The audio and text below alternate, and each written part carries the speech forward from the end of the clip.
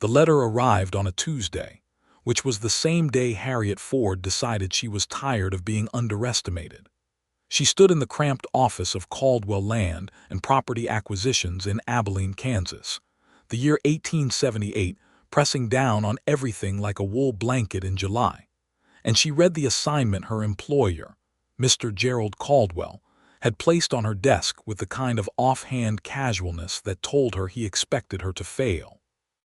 The subject of the letter was a ranch called the Painted Sky, sitting on 460 acres of prime grazing land in the rolling hills southwest of Abilene, and the owner of that ranch was a man named Andrew Quinn, who had reportedly told 3 previous buyers to ride off his property and not come back.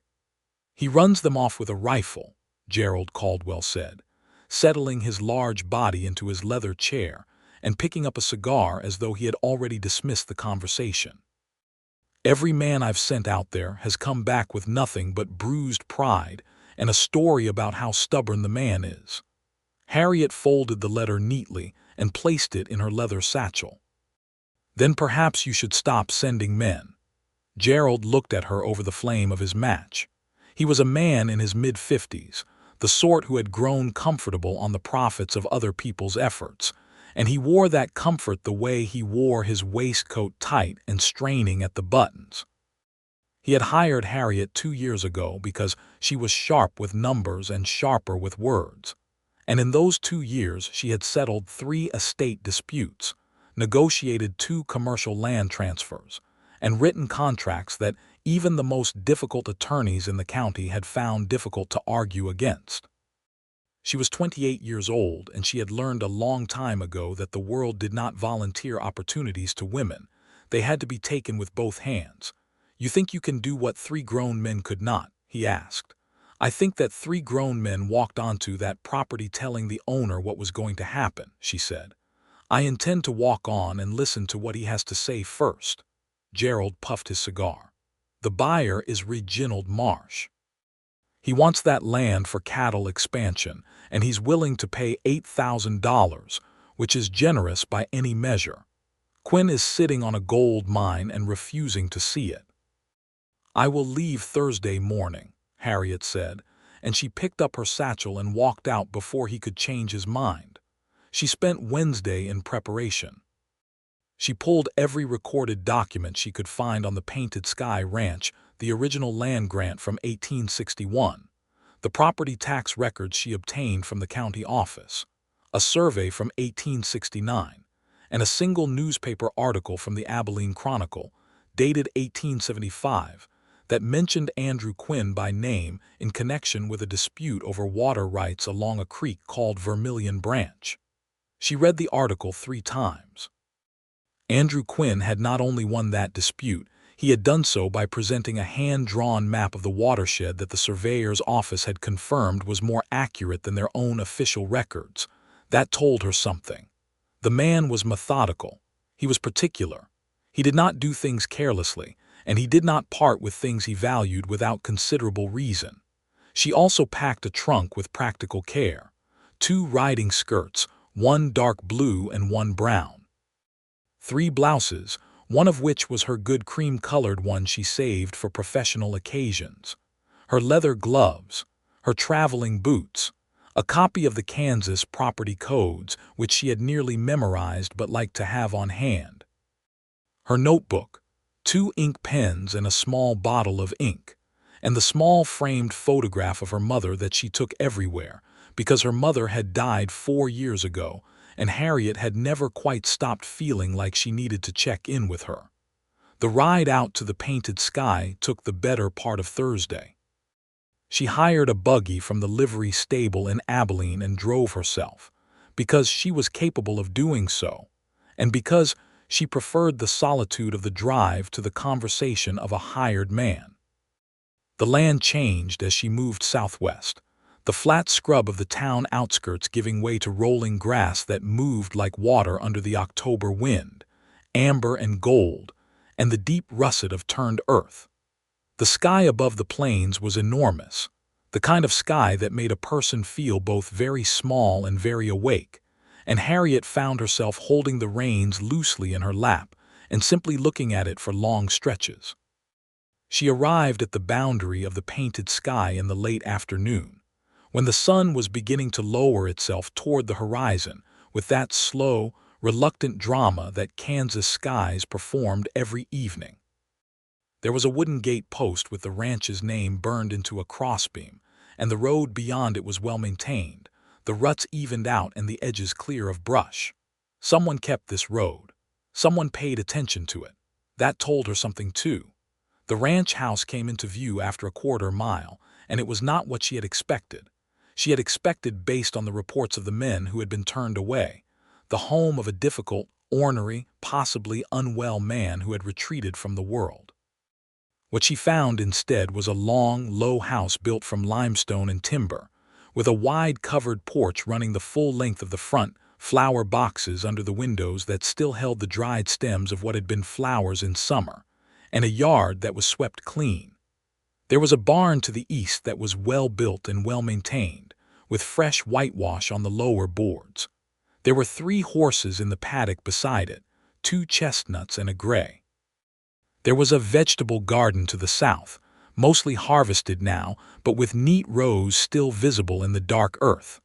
And there was a man on the porch. He was standing with one arm braced against the porch post, and he was watching her come up the road with the kind of still attention that was not hostile but was deeply focused. He was tall.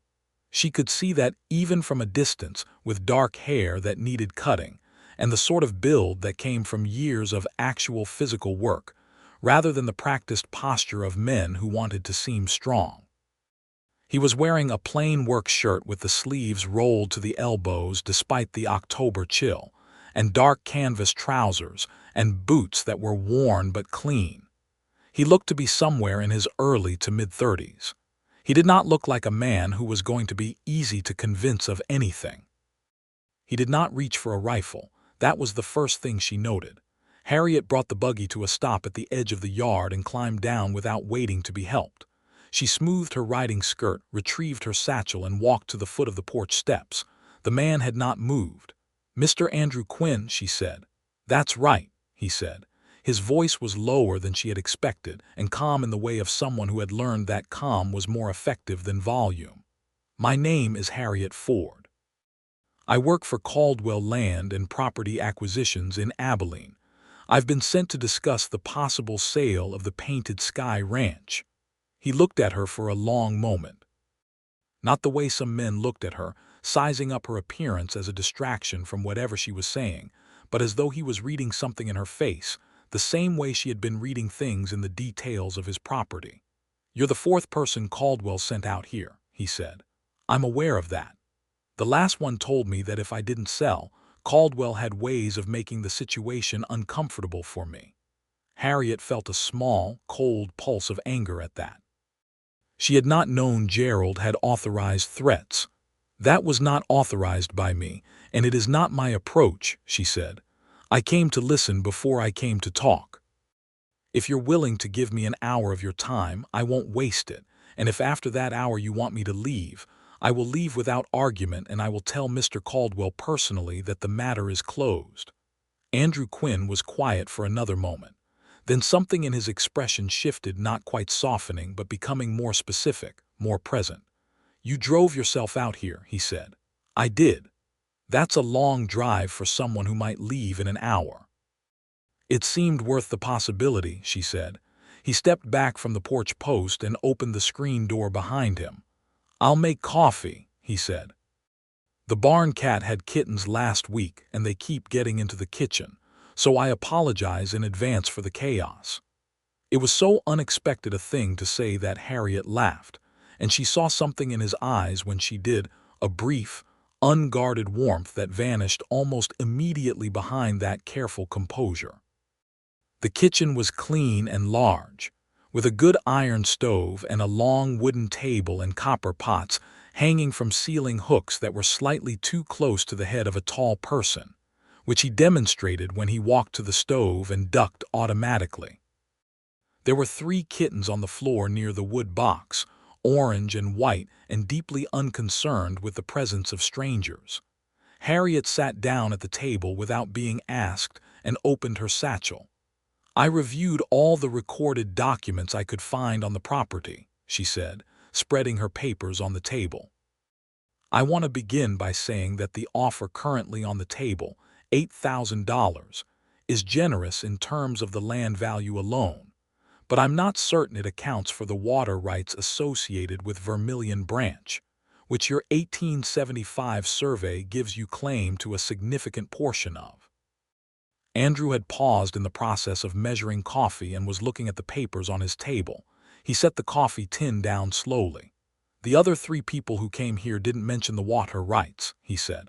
"I know," she said, "which is either an oversight or a deliberate omission, and either way, it matters to a fair negotiation." He looked at her directly then, and something in that look had changed. The careful distance was still there, but there was something else beneath it now. Something that looked like respect, and underneath that, something else she could not quite name yet. "Sit down, Mr. Quinn," she said. "Tell me about this ranch." He did. For the next hour, he talked, and she listened. And what he told her was not the story of a stubborn man who refused to sell out of pig-headedness. It was the story of a man who had come to this land as a young man of 24, newly arrived from Ohio after his father's death, with very little money and a head full of knowledge about animal husbandry and soil management, and the principles of watershed conservation that he had learned from an agricultural almanac he had read cover to cover on the train west. He had built the house himself, with help from 2 neighboring families and a Mexican carpenter named Enrique Salazar who had taught him the limestone cutting techniques that made the walls still true after 14 years. He had dug the well himself. He had planted the vegetable garden, and the flower boxes, those had been his mother's idea. She had sent seeds from Ohio every spring until she died in 1874. He had bred 3 generations of horses and 3 generations of cattle on this land, and he had maintained the water quality of Vermilion Branch through careful grazing rotation, because he understood that the creek fed not just his land, but the land of 2 neighboring families as well. "The Garfield family 1/2 mile north," he said, wrapping both hands around his coffee cup, "and the Torres family a mile east. Rosa Torres has 5 children and a husband who's been sick for 2 years. That creek feeds their garden. If Reginald Marsh buys this land and runs 1,000 head of cattle on it the way he's planning to, that water turns bad inside of 2 seasons." Harriet had been writing in her notebook. She stopped writing and looked up. "You're not refusing to sell because of the price," she said. "The price is fine," he said. "I'm refusing to sell because of what happens after." She looked at him across the table, and she thought about that, about a man who had built something with his own hands over 14 years, and was holding onto it not out of greed or sentiment, but out of a genuine, considered understanding of what would be lost if he let it go. She thought about the 3 previous men Caldwell had sent, who had come with offers and ultimatums, and had never once asked Andrew Quinn why he was saying no. "That is a reason I did not have before I arrived," she said honestly, "and I think it changes the nature of what I have to bring back to Mr. Caldwell." "Which is nothing," he said, not bitterly, just plainly. She closed her notebook. "I don't know that yet," she said. "May I come back tomorrow? I'd like to see the Vermilion Branch." He was quiet for a moment. Outside, the October dusk was settling over the yard and the first stars were appearing above the barn roof. The kittens had fallen asleep in a pile beside the wood box. The coffee was good, strong, and not bitter, the way coffee was when someone took care with it. "I don't have accommodation for visitors," he said. "There's a boarding house in Millhaven," she said. "I passed through it this morning. I'll stay there." He studied her face for a moment. "You're serious about coming back?" "I told you I came to listen before I came to talk," she said. "I haven't finished listening." There was a long pause, and in that pause something happened that neither of them could have named precisely, but that both of them felt a slight shift in the air between them, the way the atmospheric pressure changes before a storm, not threatening but full of the awareness that something is coming. "All right," he said. "Come back in the morning. I'll ride you out to the creek." She drove back to Millhaven in the dark, which was not a wise thing to do alone, but she was too preoccupied with her thoughts to care much about wisdom. The Painted Sky was not a property to be bought and sold in the ordinary way, and Andrew Quinn was not a man to be managed or persuaded by the usual means. She was going to have a very difficult conversation with Gerald Caldwell, and she was going to have to find a solution that did not yet exist, and she was going to have to do it in a way that protected the Torres family's water and the Garfield family's water, and the 14 years Andrew Quinn had put into this land. She also could not stop thinking about the way he had looked at the papers she spread on his table, and the way he had said the price is fine with such quiet certainty, as though the money was the least interesting part of any of this. She ate dinner at the boarding house, a good plate of salt pork and beans served by the landlady, Mrs. Dove, who was 60 and brisk, and told Harriet without being asked that the road to the Painted Sky was well maintained, because Andrew Quinn graded it himself twice a year, his road and the half-mile of county road that connected to it. He also, apparently, helped the Torres family with their harvest every year and had built the Garfield family's second barn after their first one burned. Mrs. Dove delivered all of this with the matter-of-fact tone of someone relating established facts rather than singing praises, which made it more credible, not less. "Is he well liked?" Harriet asked. "He's respected," Mrs. Dove said, which was a different thing and a more interesting one. "He's not a social man. Comes to town for supplies, stays long enough to be civil and goes home. Doesn't drink, doesn't gamble, which makes him an oddity in these parts. Lost his wife 6 years ago." Harriet had not known about a wife. "How?" she asked. "Fever," Mrs. Dove said simply. "She was a good woman, came from Missouri. They were married 3 years. She collected the empty plate. He's been alone out there since. Runs the whole operation himself with one hired hand in summer, boy named Caleb from Millhaven." Harriet lay awake for a long time that night in the narrow boarding-house bed, listening to the wind move through the plains grass and thinking about a man who had built a house with limestone. He had cut himself and planted flower boxes for his mother and graded a road twice a year, and lost his wife to a fever and had kept going anyway, methodically, carefully, maintaining everything. In the morning she was at the Painted Sky gate before 9 o'clock. Andrew Quinn was already in the yard when she arrived, saddling one of the chestnuts with the unhurried efficiency of someone who did this every day. He had brought the gray horse out for her, which was already saddled, and he looked up when she drove in. "Can you ride?" he asked. "Well enough," she said, which was true.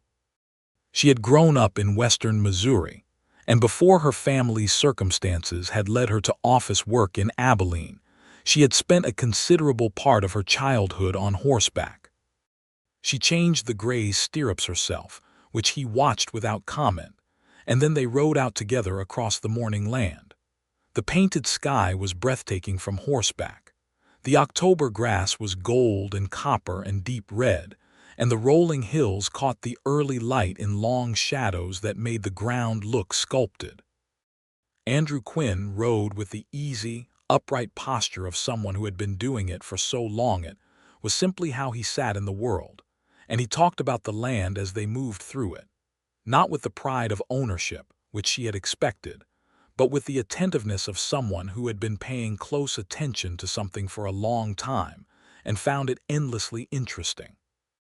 "The Painted Sky name came from this hill," he said, pulling up on the crest of a long rise that looked out over the whole of the western portion of the property. The sky ahead of them was layered in the pale blues and golds of October morning, and the land stretched to the horizon in waves of color. "I saw this view on my first morning here, and I couldn't think what else to call it." Harriet looked out over the land. She understood completely. She also understood, with a clarity that sharpened something in her chest, that she was going to have a very hard time telling Gerald Caldwell that this was worth buying out from under the man who had named it. They rode to Vermilion Branch, which ran along the eastern edge of the property in a clear, shallow curve through a narrow belt of cottonwood trees. Andrew Quinn dismounted and crouched at the bank the way she imagined he did regularly, checking the clarity of the water, the health of the bank, the depth of the flow. He pointed upstream to where a natural rock formation created a deep pool. "That pool never dries," he said, "even in a bad drought year. It's spring-fed from below. The cattle drink from the lower section, not the pool, and I rotate grazing so the banks don't erode." He stood. "Marsh would run his cattle straight into this pool within a year, maybe less." Harriet was writing in her notebook, but she was also looking at him, at the way he crouched at the water's edge, at the way he talked about this creek as though it was a living thing that deserved care, which in a practical sense it was. "What would it take to make you consider selling?" she asked directly. He looked at her. The morning light was in his eyes, which were a dark, warm brown she had noticed the night before and was noticing again now. "A buyer who would maintain the water rotation and respect the rights of the families downstream," he said. "And I've never met a land buyer interested in those conditions."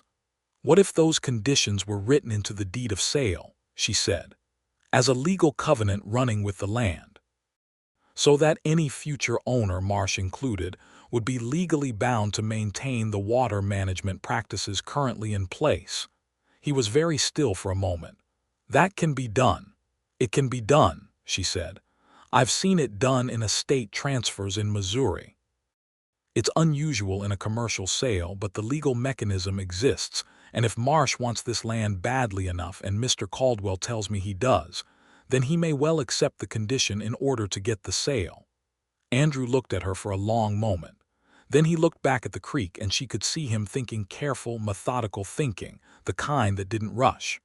"You'd have to write it airtight," he said. "No gaps, no loopholes.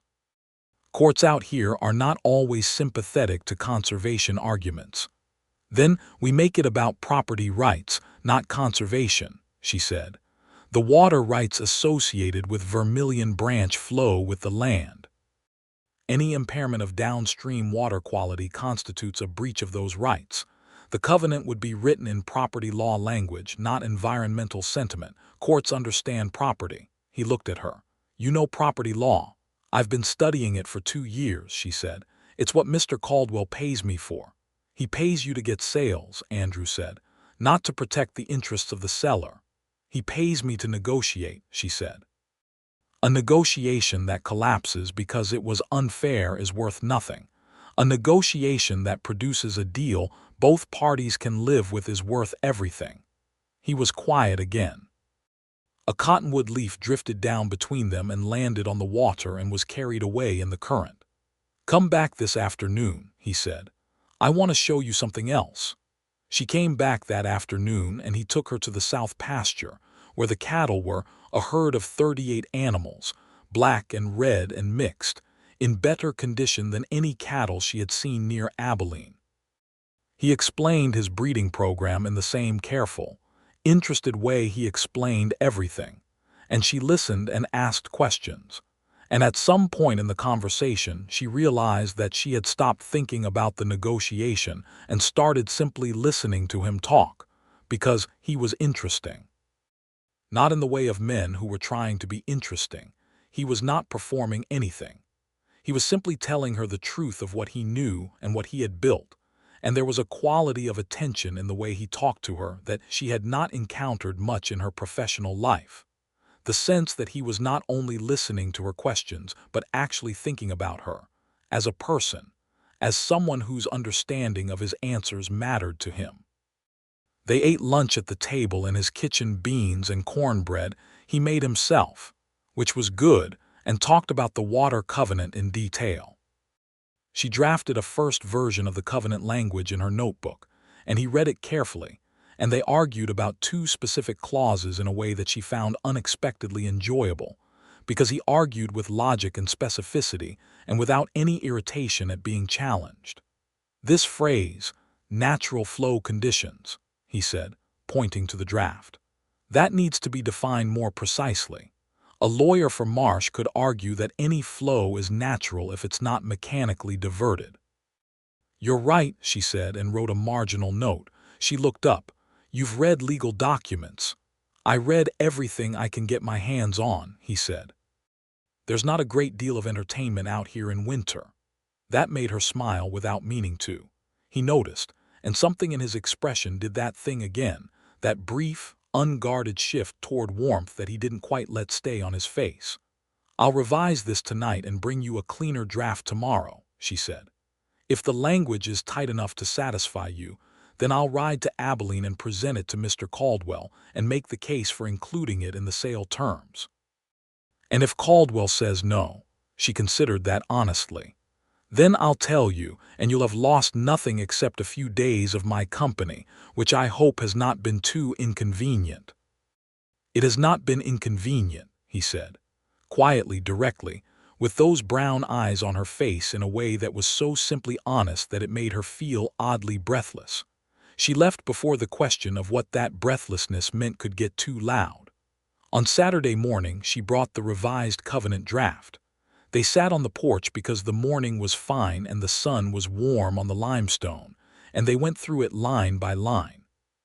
He had his own notes written on a folded piece of paper. He had been thinking about it overnight, as she had, and their revisions matched in 3 places, which made them both stop and look at each other in a moment of shared, slightly surprised recognition. You thought the same thing about the seasonal variance clause, she said. It's the obvious weakness, he said. I know, but most people don't notice obvious weaknesses in legal language if the words sound authoritative enough. That's a discouraging observation, he said. It's an accurate one, she said. A comfortable silence settled between them, the kind that only exists between people who have already dispensed with the need to fill silence with talk. The morning light was slanted and golden across the porch boards, and the horses moved in the paddock, and from somewhere in the barn came the deep, peaceful sound of cattle. She was aware of being very comfortable in a way that she had not expected when she drove through that gate on Thursday afternoon. Mrs. Dove told me about your wife, she said, without planning to say it, and then immediately wished she had kept the words back. He was quiet for a moment, not flinching, just careful. Ellen, he said. Her name was Ellen. I'm sorry, Harriet said. I shouldn't have mentioned it without asking. You can mention it, he said. It's been 6 years. It doesn't break anything to hear her name. He was looking out at the paddock. She loved this place. She's the one who kept the flower boxes. She said the house needed to look like someone lived in it, not just occupied it. A pause. I kept up the boxes after she was gone. It seemed like the least I could do. Harriet thought about the dried flower stems in the boxes under the windows, the seeds his mother had sent from Ohio, and the flowers his wife had planted. All of those small, persisting affections, maintained long after the people who inspired them were gone. It told her more about Andrew Quinn's character than anything else she had encountered. I think that's not the least you could do, she said. I think it's actually quite a significant thing. He looked at her, and this time the warmth in his expression didn't vanish immediately. It stayed, just for a moment, open and clear in the morning light. That evening, Harriet sat in her room at Mrs. Dove's boarding house and tried to write a letter to Gerald Caldwell outlining the proposed covenant terms, and found that she kept stopping and looking at the wall. This was not professional behavior. She was aware of that. She was also aware that something had been shifting, quietly and persistently, over the course of 3 days on the painted sky, like the earth settling after a deep rain, and that she could not pretend it was only a change in her assessment of the negotiating situation. She liked Andrew Quinn. She liked him in the specifically inconvenient way that she had not liked anyone in a long time, not as an intellectual puzzle or a professional challenge, but as a person, in the full weight of that word. She liked his careful honesty and his methodical intelligence and his unperformed kindness, and the way he ducked under his own kitchen pots without thinking about it. She liked that he kept the flower boxes. She liked the way he looked at her as though what she said was worth understanding. She also recognized that she had been sent here to acquire his land for the benefit of Reginald Marsh, and that the success of the proposed covenant depended on her ability to be professionally effective, and that feelings of this specific kind were deeply inconvenient to all of the above. She finished the letter to Caldwell. She was thorough and precise, and made the strongest possible case for the covenant terms. She posted it Monday morning before riding out to the painted sky. She went on that Monday because she had told Andrew she would bring him the revised final draft, and because she had said she would, and because even if it was inadvisable she was going anyway. He was in the barn when she arrived, working with the gray horse, the one she had ridden on Friday, with a careful, patient focus that she watched for a moment before he heard her and turned. The horse was slightly lame in the left foreleg, she saw, and he had been assessing the source of the problem with his hand moving methodically down the leg. "Picked up a stone on our ride Friday," he said, without accusation, just information. "She's fine, I caught it early." "Can I help?" Harriet asked. He looked briefly surprised, as though the offer of practical help was not something he expected from a woman who arrived in a buggy carrying a leather satchel. Then he nodded and told her to hold the halter, and she did, and they worked together for 20 minutes in the warm dim of the barn, her holding the horse steady, and talking to her in the low, consistent voice she had used with horses as a child while Andrew cleaned the stone bruise and applied a poultice with the ease of long practice.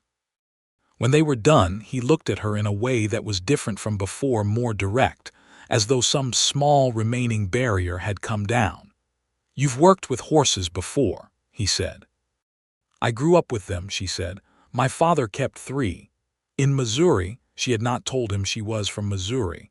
"Mrs. Dove," she said. He almost smiled. That near smile was becoming something she watched for. "She reports thoroughly," he said. They took the final covenant draft to the porch and went through it. He had one remaining concern, which was practical rather than legal. He wanted an independent water quality assessment mechanism in the covenant, a provision that allowed a neutral party to evaluate the creek's condition annually and report to the county recorder, so that any breach would be documented through official channels rather than requiring him or his downstream neighbors to litigate. It was an excellent idea.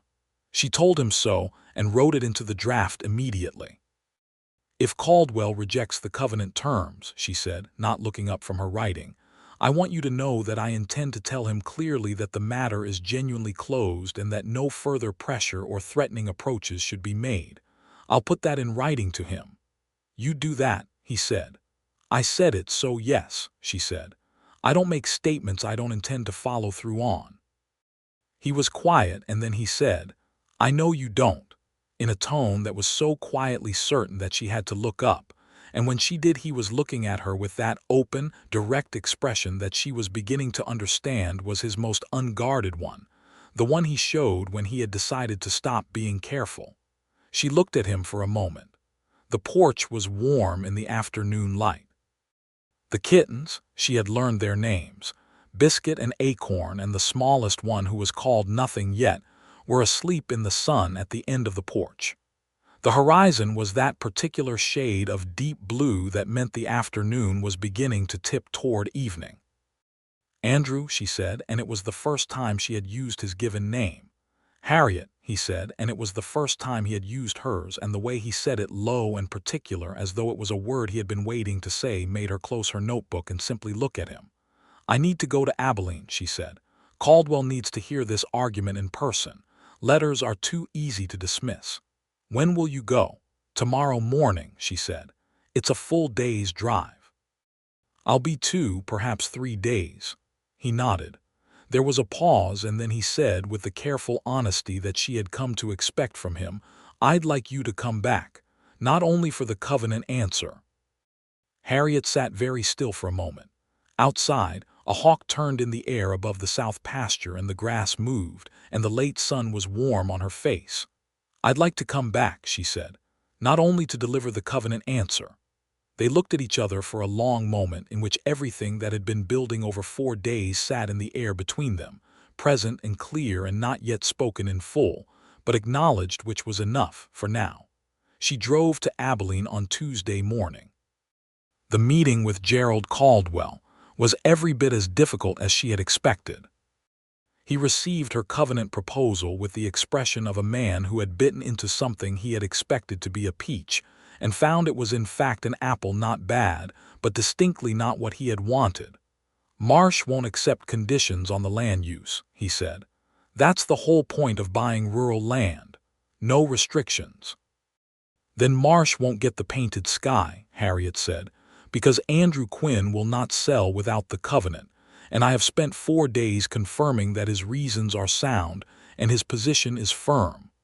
Gerald regarded her across his desk. "Harriet, I didn't send you out there to come back and tell me the sale can't be done." "I came back to tell you the sale can be done, but not without the covenant," she said. "I'd recommend you present the terms to Marsh. He may surprise you. $8,000 is still a significant acquisition, even with land use conditions attached, and the water rights covenant actually protects his investment by preventing degradation of the watershed." She laid a written copy of the covenant draft on his desk. It was clean and precise and thorough, and she watched Gerald read it with the close, reluctant attention of someone who could see the competence in something he didn't want to be competent. "I'll talk to Marsh," he said finally, "but I'm making no promises." "I didn't ask for promises," she said. "I asked you to make the presentation." She stayed in Abilene Wednesday and Thursday, handling other correspondence that had accumulated in her absence, and found herself, in between routine tasks, thinking about the painted sky with a persistence that was becoming rather difficult to ignore. She thought about the creek in the cottonwoods and the big kitchen with the copper pots and the view from the crest of the western hill. She thought about Andrew Quinn, reading everything he could get his hands on during winter evenings in that limestone house, and the flower boxes with the dried stems of summer in them.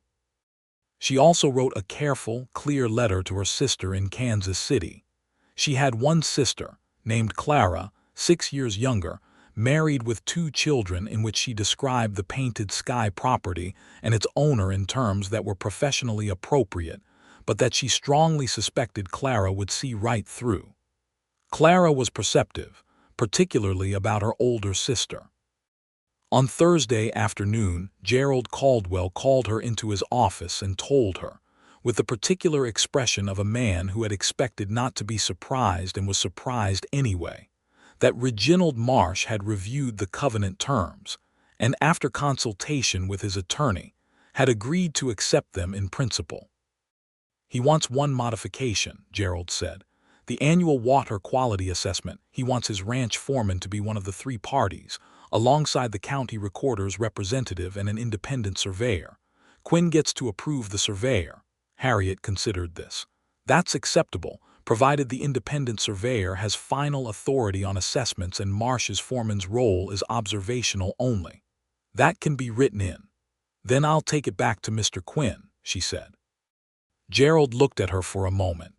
He was a man who had spent his career in commercial property, and whatever his faults, and they were numerous, he was not entirely unperceptive. "You're looking forward to going back out there," he said, not accusingly, just noting it. "The property is remarkable," she said evenly. Gerald smiled around his cigar. "Take the modified terms, and Harriet, good work." She left Friday morning as early as she could manage. The drive southwest was familiar now, the land recognizable in its rhythms and colors, and she found herself aware of each landmark in a way that felt specific rather than general. That particular stand of 3 cottonwoods at the county road junction, that reed rock outcropping she passed at the 3-mile mark, the long flat that preceded the rolling hills of the painted sky country. The October sky was clear and deep, and the wind was from the north today, sharper than it had been, with the edge of coming cold in it. The gate came into view, and the road through it, and when the ranch house appeared at the end of the quarter-mile, she felt something she recognized, after a moment, as the particular ease of arriving somewhere she knew. Andrew Quinn was in the yard, repairing a section of paddock fence. He looked up when he heard the buggy and straightened, and even from that distance she could see the change in his expression when he recognized her. Something that opened, briefly and clearly, before he brought his composure back into place. He was at the buggy before she had fully stopped. "You have news," he said. "I have modified terms," she said. Marsh agreed to the covenant in principle. He was still for a moment, and she saw it move through him. The complex thing, relief and complication, and something else that she thought might be the same thing she was feeling, which was that the professional reason for her presence here was about to be resolved, and that what happened after that was a different, less clearly defined question. "Come inside," he said. "Tell me the modification." They sat at the kitchen table. The kittens were larger already.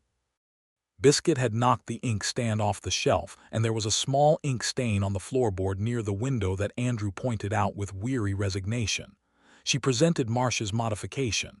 Andrew read it twice, asked 2 precise questions, and then sat back in his chair. He was quiet for a long time.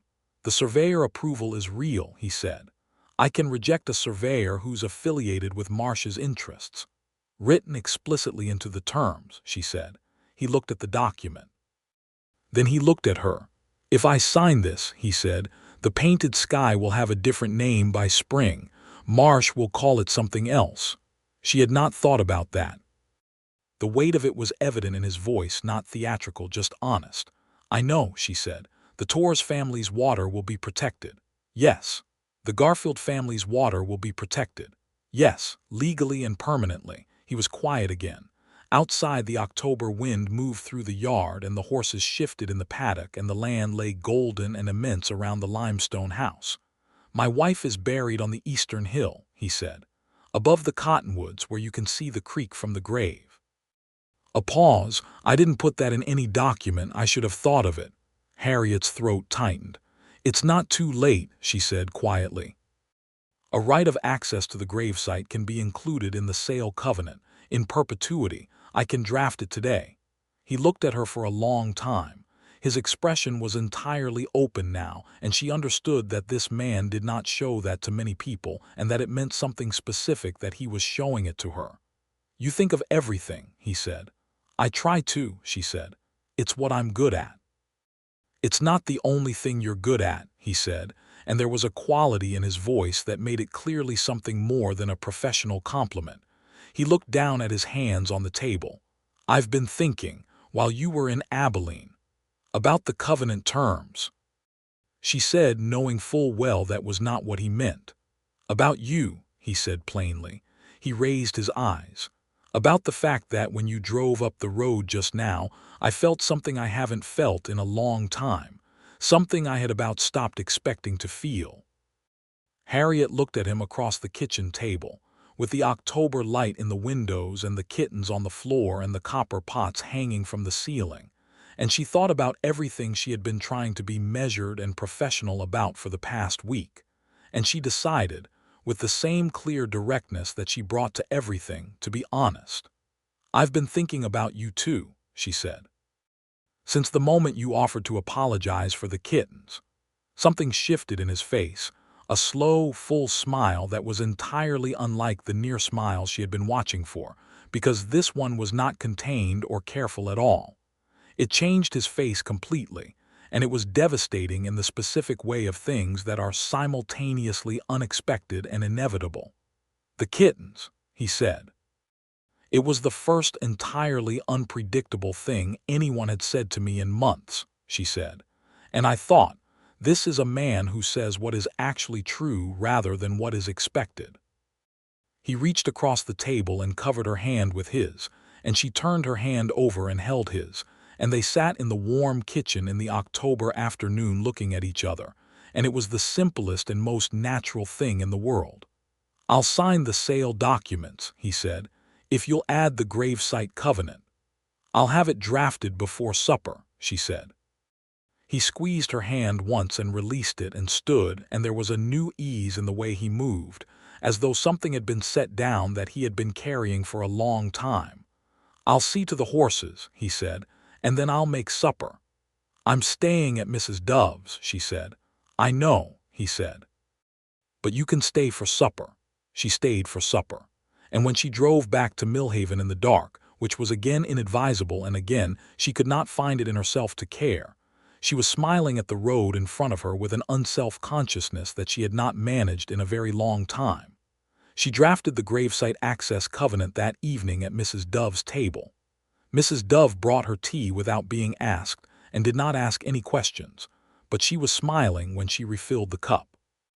On Saturday morning, Harriet rode out to the painted sky for the last time in her professional capacity. She brought the full covenant package, the water rights covenant, the gravesite access covenant, the sale terms, everything clean and organized and ready to be signed. They sat on the porch in the October morning, and Andrew read through every document with the same careful thoroughness he brought to everything, and when he reached the gravesite covenant, he was silent for a moment that Harriet respected without filling. "It says in perpetuity," he said. "That means regardless of who owns the land." "Regardless of who owns the land," she confirmed. "It runs with the land. Any future owner of the painted sky, under any name, is bound by the covenant to provide unrestricted access to the gravesite on the eastern hill." He set the document down carefully. He looked out at the land, the gold grass and the far hills, and the sky that had been the reason for the name with an expression that held grief and resolution and something that looked, finally, like peace. He signed the documents. Harriet witnessed them, signed where she was required to sign, and organized the packet for delivery to Caldwell's office. She tied the packet closed with the red ribbon she always used for final documents. Her hands were steady. She was good at her work and she had done it well here and she knew it. When she was done, she set the packet in her satchel and looked at Andrew. "The delivery of these documents formally concludes my professional assignment with respect to the painted sky," she said. "I know," he said, "which means that what happens after this is personal rather than professional." "I know," he said again, and those dark eyes were warm and direct. "I'd like to take you riding this afternoon, not as part of any negotiation." "I'd like that too," she said. They rode out across the painted sky in the afternoon, across the crest of the western hill and down into the creek valley, and along the cottonwood belt, where the October leaves were gold and loose, and the creek ran clear over the colored stones. They talked the way they had talked all week, about everything and nothing, but with the specific ease now of people who had decided to be honest with each other, and were discovering how restful that was. At the eastern hill, he stopped the chestnut and looked up the slope to where a single stone marker stood beneath a lone oak tree, the grass around it kept neat. Harriet stopped the gray beside him. "I haven't brought anyone up here," he said. "Not since the burying." "You don't have to," she said. "I want to," he said, and he looked at her and the expression on his face was both tender and rueful and very honest. "I've been alone for 6 years. I got very good at being alone. I wasn't sure I remembered how to be otherwise." "I've been alone for 5 years," she said. "Since my mother died and my circumstances changed. I got good at it too." "What changed your circumstances?" She told him the loss of her mother, and before that the slow financial decline of her family after her father's injury that left him unable to work the farm, and the necessity that had pushed her toward acquiring skills and employment, and the 2 years in Abilene learning property law from textbooks and practice and sheer determined attention. He listened the way he listened to everything completely. "You didn't choose your circumstances," he said, "but you made something out of them."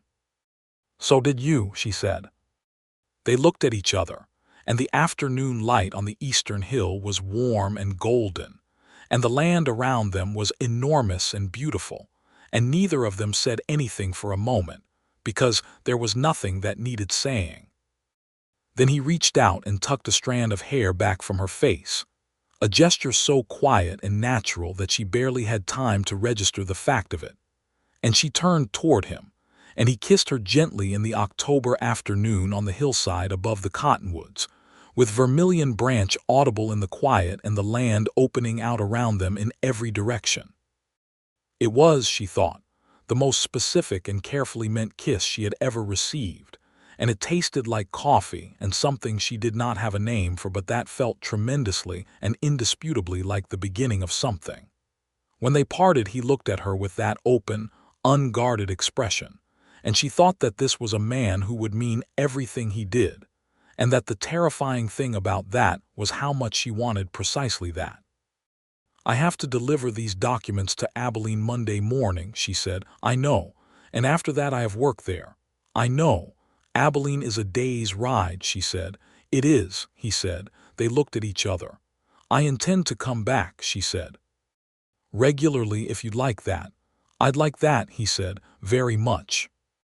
They rode back to the ranch house in the late afternoon, and she stayed for supper again, and they sat on the porch after the meal in the cold, clear evening, wrapped in the wool blankets he brought out from inside, with the stars above the plains so thick and white they seemed solid, and they talked about things that had nothing to do with property law, about the books he had read and the ones she had, about the agricultural methods he was developing, and her theory that those methods could be documented and published in the agricultural journals that were beginning to take an interest in sustainable grazing practices, about his plan to expand the horse breeding program in spring, about her sister Clara and her 2 children, about the way the Kansas sky was different from the Ohio sky he had grown up under, and the Missouri sky she had grown up under, and how neither of them was as big as what was above them right now.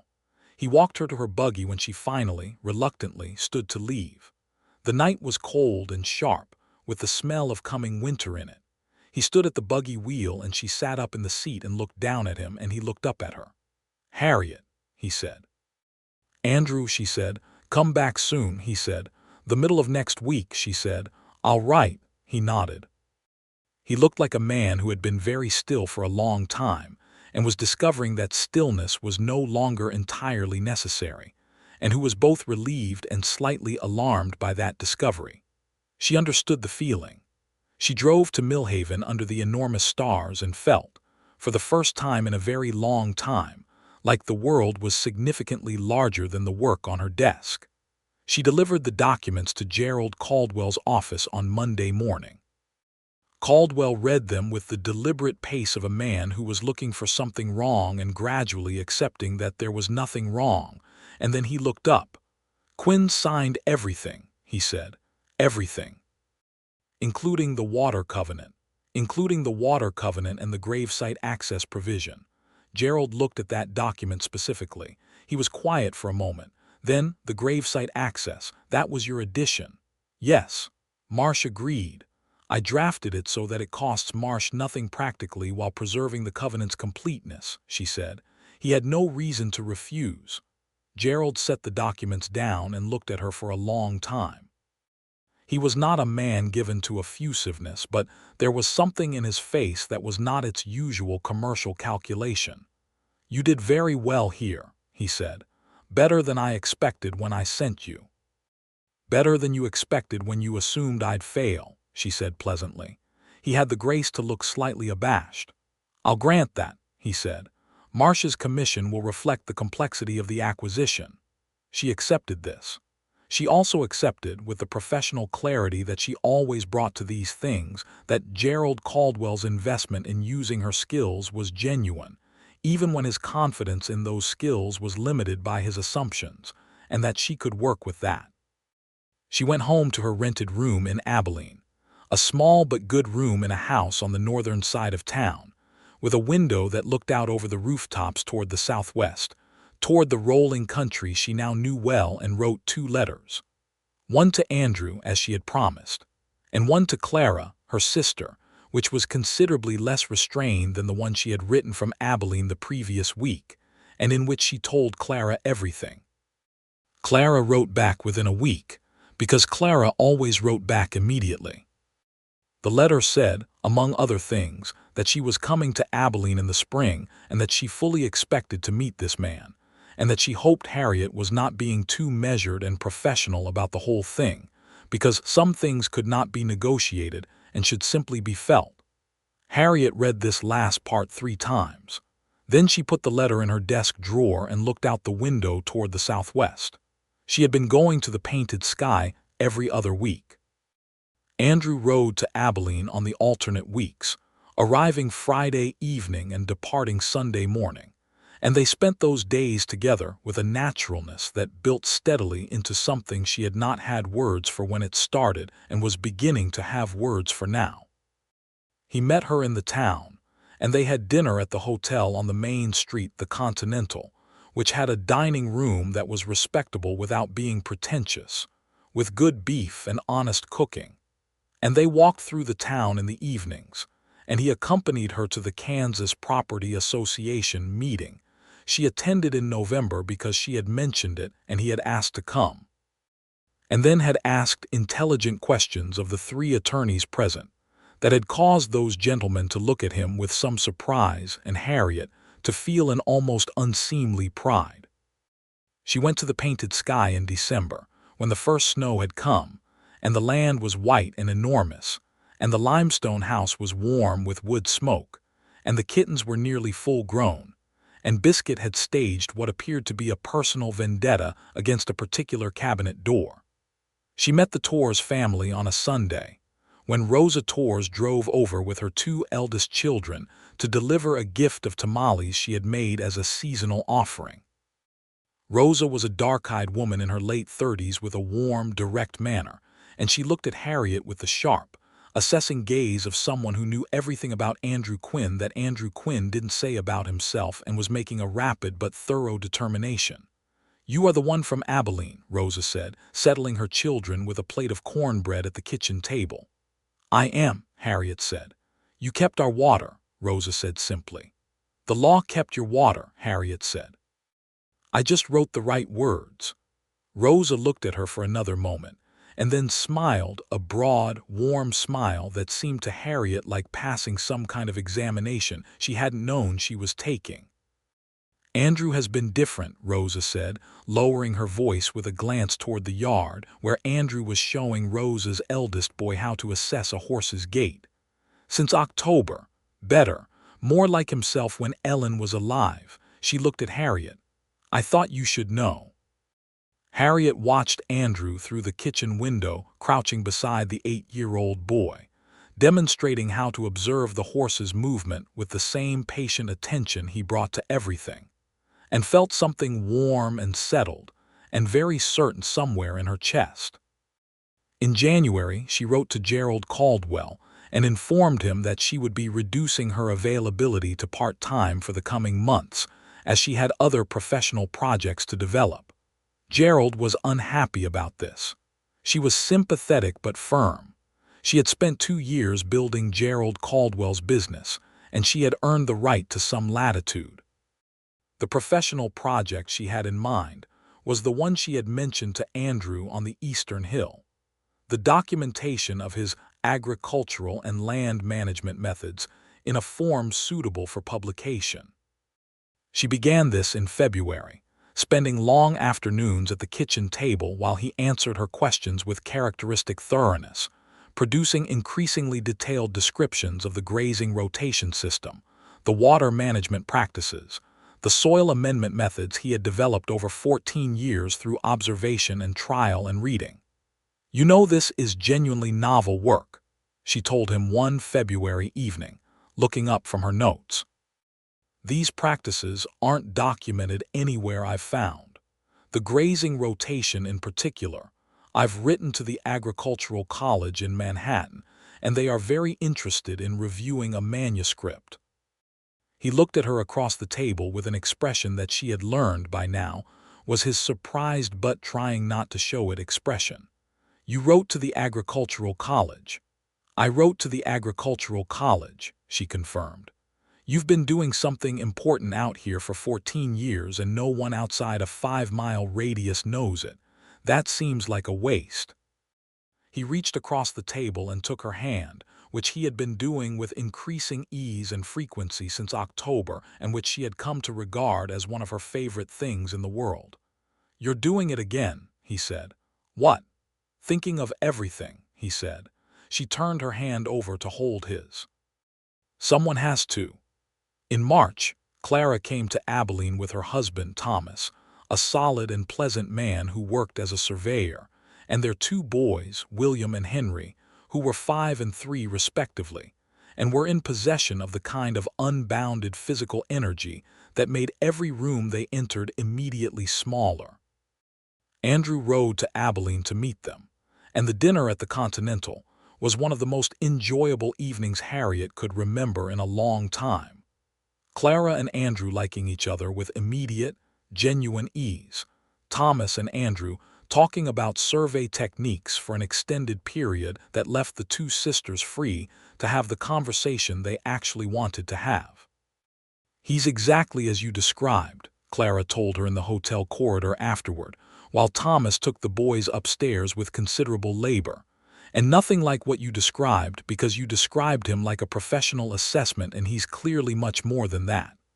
"I know," Harriet said. "He looks at you," Clara said, "as though you're the most interesting thing in any room." "I know," Harriet said more quietly.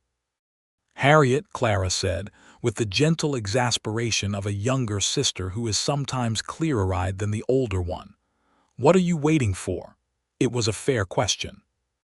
She had been asking herself a version of it for several months, and she had been answering it with practical considerations.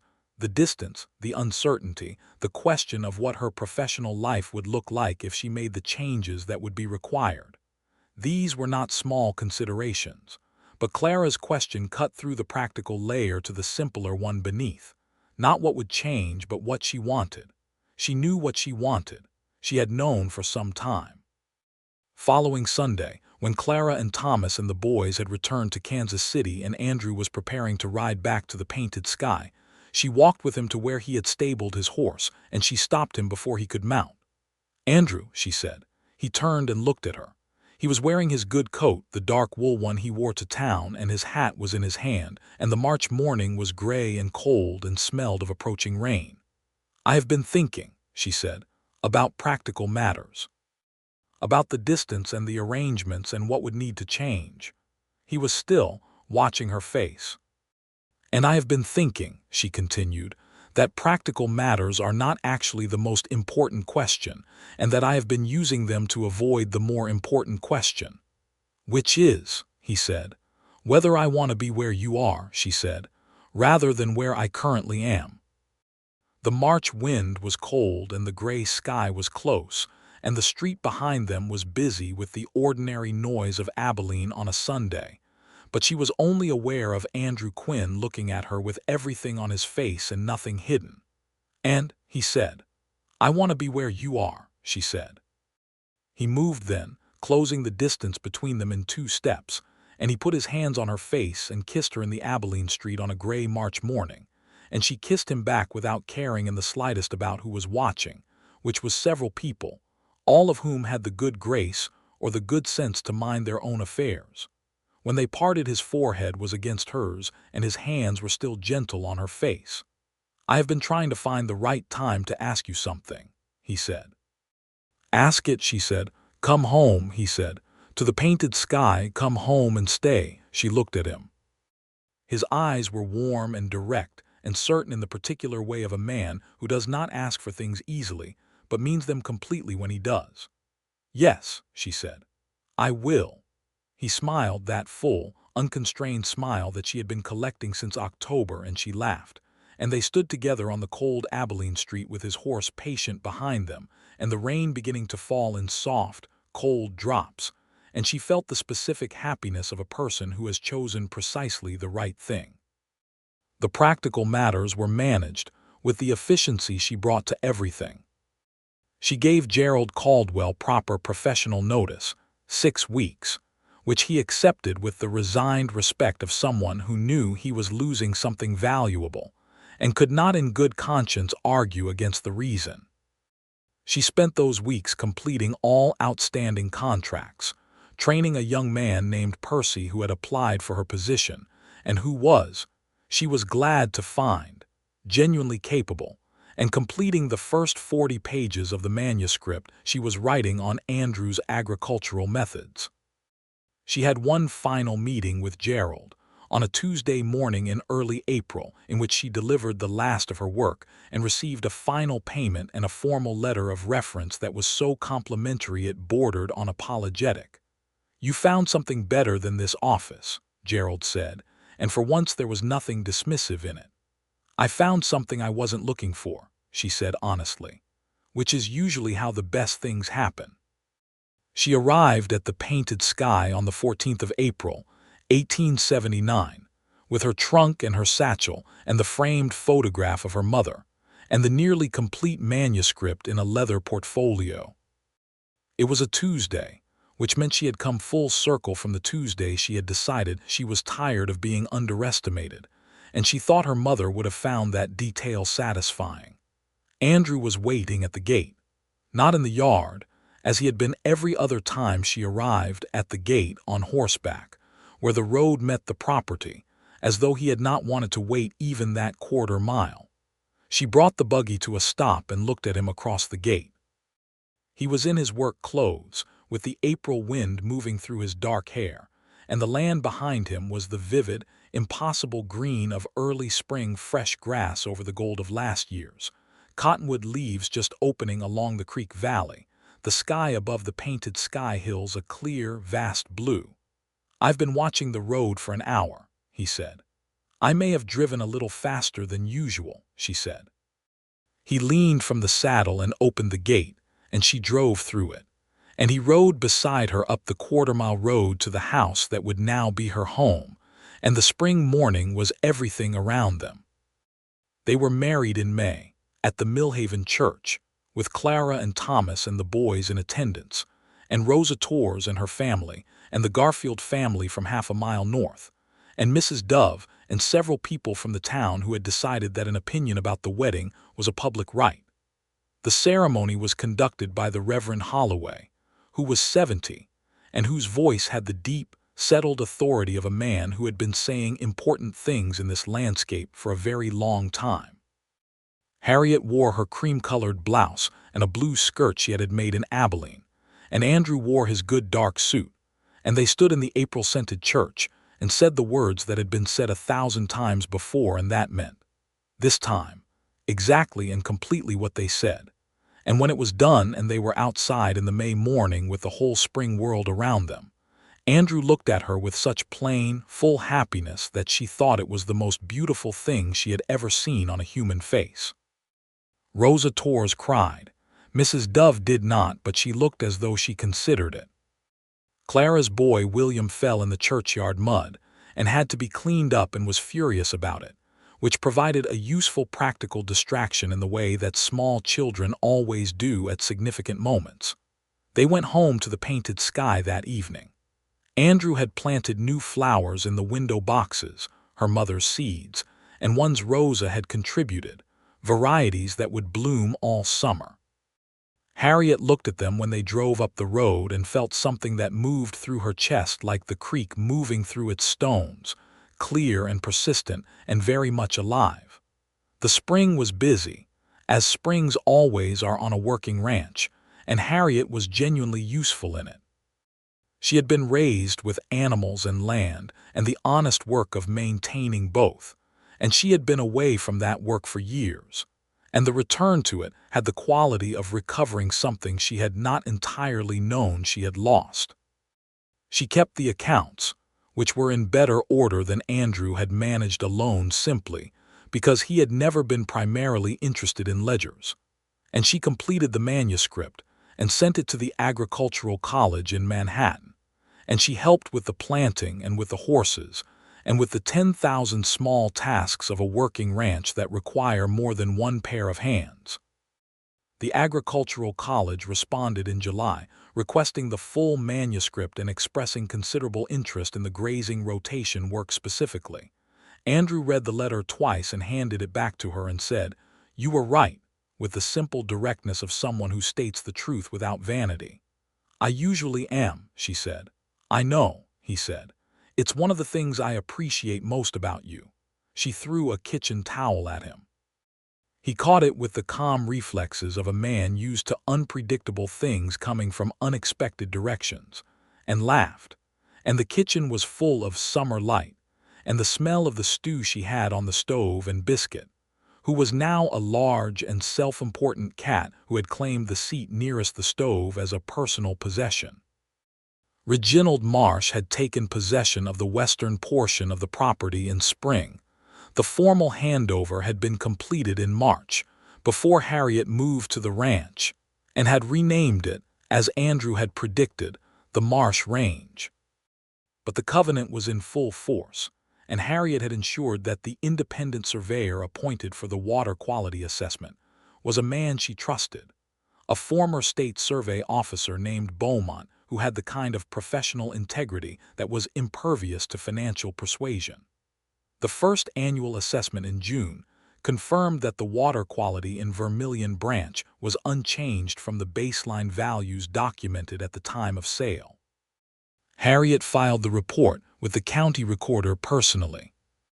Rosa Torres came in July and brought more tamales and sat in the kitchen while Harriet made coffee and talked about her husband, who was improving slowly from his long illness, and her eldest daughter, who had been accepted to study at the church school in Millhaven.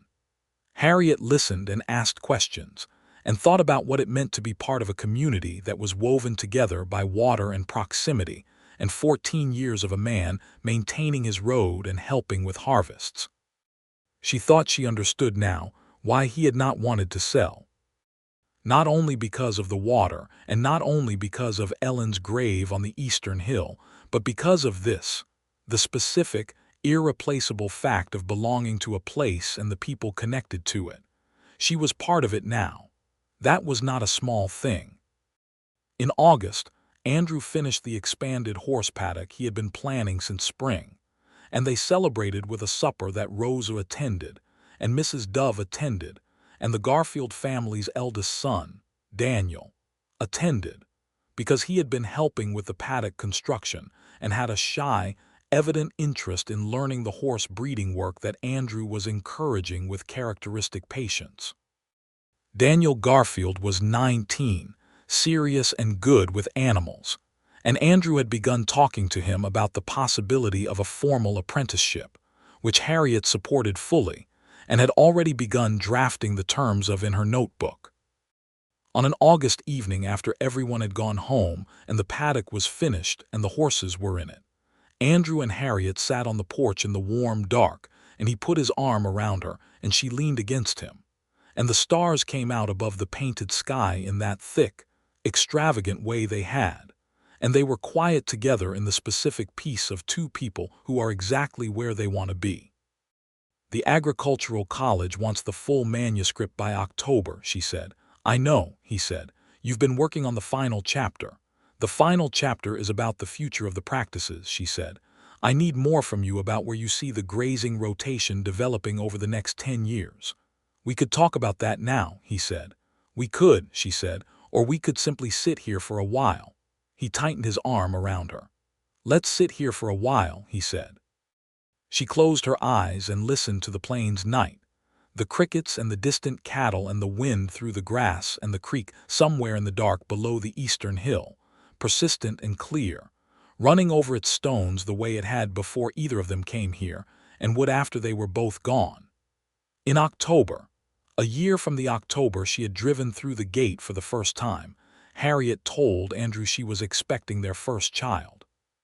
She told him on the porch in the morning, with the October light golden and the grass turned the same color she had first seen it in, and he was still for a moment in the way he was still when something moved him very deeply, and then he put his hands on her face in the way she had known he would and looked at her with the full, open expression that was only ever for her. "Are you well?" he said.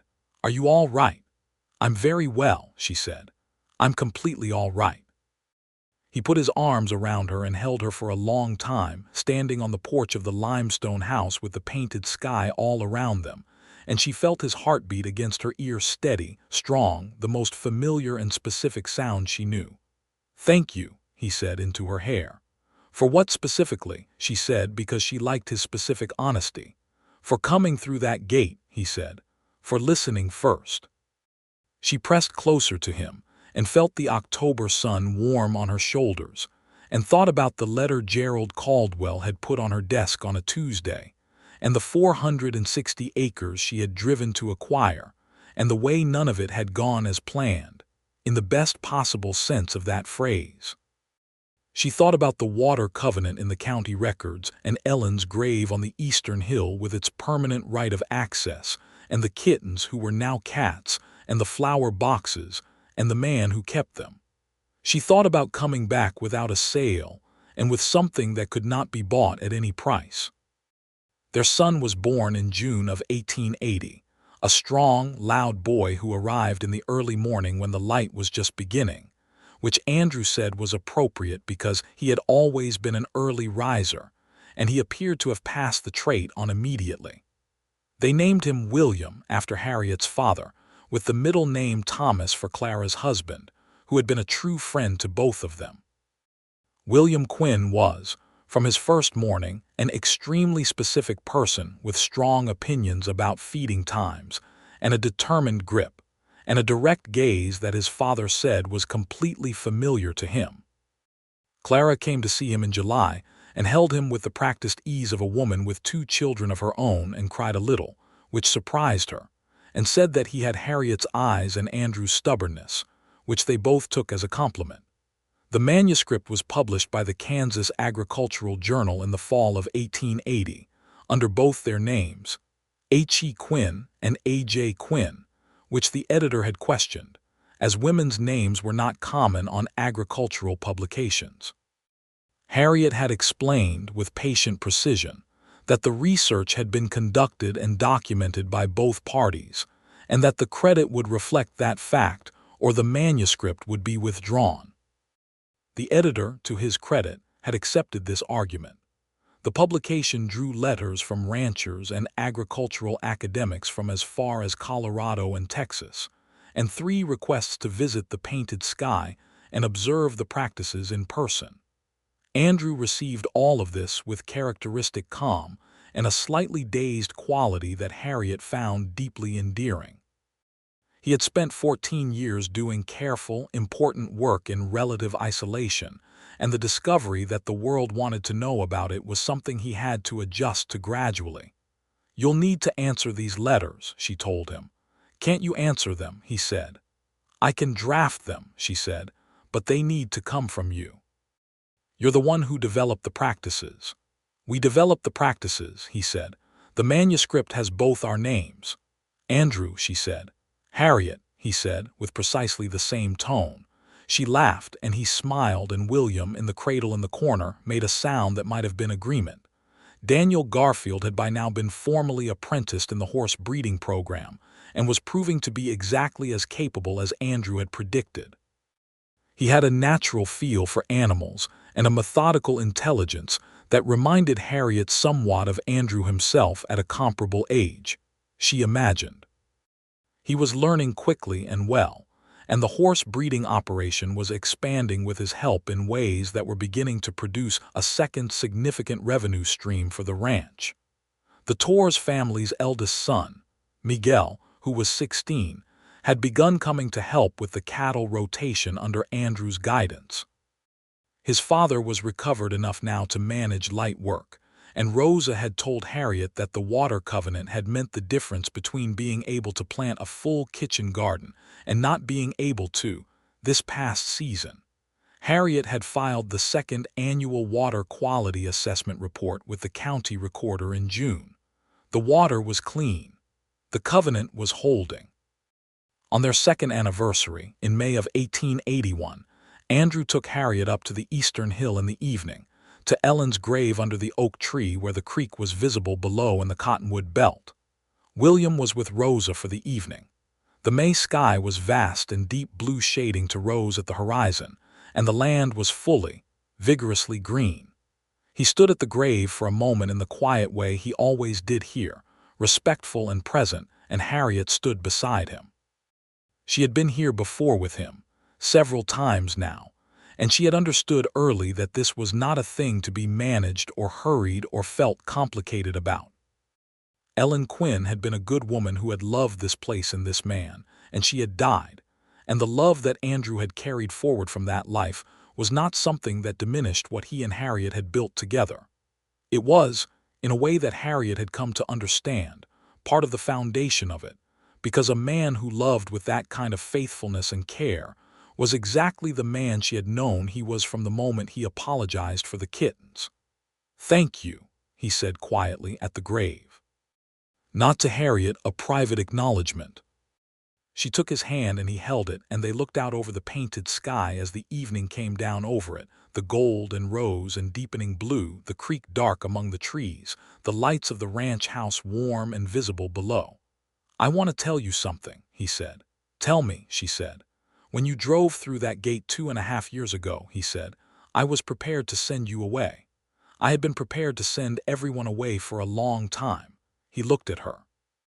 "And then you spread those papers on my table and told me about the water rights, and I thought, this is someone paying attention, actually paying attention. You were surprised that I was," she said. "I was surprised by you," he said, "specifically and completely." She looked at him in the evening light. He was 37 years old, and his hair was still dark, and his eyes were warm and direct, and full of the life they had built together, and she thought that she would spend the rest of her days being surprised by him in return, and that there was no greater fortune than that. "I came here to sell your ranch," she said. "I came back without the sale and with everything I didn't know I was looking for." He put his arms around her in the May evening on the eastern hill, above the creek and the cottonwoods and the ranch that still carried its name, still the painted sky, as it would always be to them regardless of what any deed said, and the land was open around them, and the first stars were appearing, and their sun was safe and well below, and everything that needed to be was exactly as it was. "Come home," he said. "I am home," she said. They walked back down the hill together in the fading light, hand in hand, and the painted sky held them in all its gold and green and enormous beauty, and the creek ran clear over the stones as it had always run, and would always run, fed by the spring that never dried and kept in trust by the people who understood what it meant to care for something with your whole attention, and to pass that care forward into the future without conditions except the one that mattered most, which was simply, "Do not let this be lost." In the years that followed, the painted sky became something Andrew Quinn had never planned for, and Harriet had perhaps half anticipated a place of reference. The agricultural journal articles brought visitors, and the visitors became correspondents, and the ranch practices they had documented together were adopted in whole or in part by operations across Kansas and into Colorado, Nebraska, and Missouri. The water covenant they had written at the kitchen table in October of 1878 was cited twice in subsequent Kansas property disputes as an example of how covenant law could be used to protect watershed resources. A development that caused Harriet to spend a full evening rereading the original language she had drafted, looking for anything she would now revise, and finding very little. Daniel Garfield grew into a fine horseman and an excellent one, and the horse breeding program under his increasing management produced a line of working ranch horses that were sought from as far as eastern Kansas. He married a young woman named Alice in 1882, a schoolteacher from Millhaven with a quiet manner and a thorough intelligence, and they built a small house on the Garfield property and were good neighbors and good friends. Rosa Torr's husband recovered his full health, and the Torr's farm became, over those years, one of the most productive small operations in the county. Rosa herself became involved in the Millhaven School Board, where she was one of the first women to serve in that capacity, and was characteristically direct about what the school needed and how it should be funded. She and Harriet had a friendship that was frank and easy, and full of the specific warmth of two women who respect each other's competence entirely. William Quinn grew up with the land the way his father had taught him to grow up with it, paying attention, asking questions, getting his hands dirty for the right reasons. He was a serious, curious child who could tell you the difference between healthy and unhealthy creek bank vegetation by the time he was 8, which Rosa's children found deeply strange, and Andrew found quietly satisfying. In 1883, Harriet told Andrew she was expecting again, and this time it was a daughter, born in February of 1884 in the same bedroom where William had been born, attended by the same good doctor from Millhaven and by Rosa Torres, who had appointed herself an essential presence at important events and was entirely correct to do so. They named her Ellen Clara, the first name for the woman who had planted the original flower boxes, the second for the sister who had asked the right question on a cold March evening in Abilene. Ellen Clara Quinn was a specific and vivid child almost from her first days, with the kind of bright, particular attention that reminded everyone who knew her family of both her parents equally, which seemed about right. On an April morning in 1884, when Ellen Clara was 2 months old and William was almost 4, and the painted sky was in its full spring green, Harriet sat on the wide porch in the early light with Ellen Clara in her arms, the baby drowsing against her shoulder with the trusting heaviness of very young sleep, and William sitting on the porch step with Biscuit's eldest kitten Biscuit was still going, improbably, and had produced one more litter in 1882, examining it with the serious, investigative manner that characterized everything he did. Andrew came out of the house with 2 cups of coffee and sat in the chair beside her and handed her a cup and looked at his son examining the kitten and his daughter asleep against his wife's shoulder and the spring land opening out in every direction. "I was thinking," he said. "About what?" she said. "About the fact that I almost didn't let you stay for coffee that first evening," he said. She looked at him. "What stopped you from sending me away?" He thought about it in the careful, honest way he thought about things. "You said you came to listen before you came to talk," he said, "and I thought nobody says that and means it." He looked at her. "And then you meant it." She settled Ellen Clara more firmly against her shoulder and looked out at the April world, the horses in the paddock, the vegetable garden newly turned, the flower boxes with the green shoots of the season's planting just visible, the land rolling away in all its vast and specific beauty toward the horizon and the sky that had given the place its name. "I meant everything I said," she told him. "I know," he said. "That's why I kept the coffee warm." She laughed softly so as not to wake the baby, and he smiled, and William, on the step below them, solemnly introduced the kitten to a beetle he had found in the yard, which the kitten received with professional interest, and the painted sky morning held them all in its enormous, generous light. The creek ran clear in the cottonwood belt below the eastern hill, the covenant held in the county records. The grass was green over the graves of those who had come before, and the house that had been built with care and kept with love stood firm on its limestone walls, and everything that needed to be whole was whole, and everything that needed to endure was enduring, and the 2 people who had found each other through a professional negotiation and an honest conversation, and the particular grace of paying attention, sat together on the porch of the life they had built and were content. Deeply, specifically. Completely content, in the way that only comes when you have both lost things and found things, and come at last to the place where neither the losing nor the finding is separate from who you are, but simply what you carry together through all the beautiful days.